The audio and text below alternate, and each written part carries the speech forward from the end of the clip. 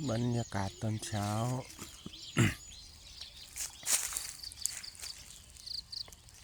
มาให้อาหารปลาครับปลาตะเพียนแล้วอันนี้คืออัดฟางให้ปลากิน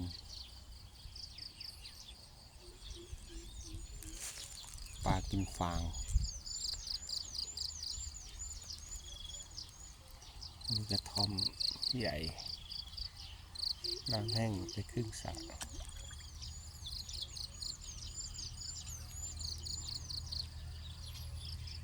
แล้วก็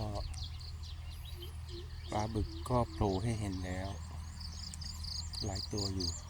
ทางนู้นครับปลาบึก